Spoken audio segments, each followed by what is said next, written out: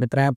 249នៃក្រមព្រហ្មទណ្ឌបទបង្ហាញកេរ្តិ៍ភេទអំពើបង្ហាញកេរ្តិ៍ភេទដែលនាំឲ្យអ្នកដទៃមើលឃើញនៅទីកន្លែងសាធារណៈជនដែលអាចមើលឃើញត្រូវផ្តន្ទាទោសដាក់ពន្ធនាគារពី6ថ្ងៃទៅ3ខែនិងពិន័យជាប្រាក់ពី100,000 រៀលទៅ500,000 រៀលឧទាហរណ៍ប្រជាពលរដ្ឋគាត់ចុកបទជាងតូចនិយាយងាយស្រួលយល់ទៅគឺចុកនោមនឹងតែម្ដងអធិស្ឋានហងកន្លែងហ្នឹងបើសិនជាស្ដាប់ទៅវាអសរោះអីចឹងណាហើយគាត់បានទៅនោមនៅទីកន្លែងសាធារណៈហើយបណ្ដាលឲ្យគេឃើញប្រដាប់ភេទរបស់គាត់អាហ្នឹងគឺជាបទល្មើសមួយគាត់បានបទល្មើសមួយដែលដឹងខ្លួនតាក់ទងទៅនឹងមាត្រា249នៃក្រមព្រហ្មទណ្ឌបទបង្ហាញកេរ្តិ៍ភេទហ្នឹងឯងហើយគាត់មិនអាចលើកពាក្យថាខ្ញុំអត់ដឹងថាអាហ្នឹងជាបទល្មើសហើយគាត់មិនអាចលើកចឹងមកនិយាយបានទេព្រោះដោយសារអីច្បាប់គឺមានចែងហើយអីតាក់ទងកន្លែងនេះខ្ញុំចង់បញ្ជាក់ថាប្រជាពលរដ្ឋមួយចំនួនគាត់មិនសូវតាមទេតាក់ទងអាហ្នឹងរឿងច្បាប់ច្បោញហ្នឹងតែរឿងគ្រួសារគេឆ្លោះគ្នាឬមួយក៏អ្នកលក់លេឆ្លោះគ្នាគាត់ share គាត់ចែករំលែកគាត់ចូលទៅមើលទាំងកម្រោអាន comment ទាំងកម្រោ share ដាច់ដៃចោលតែនៅចំណុចនេះនិយាយប្រជាពលរដ្ឋមួយចំនួនណាមិនមែនទាំងអស់ទេ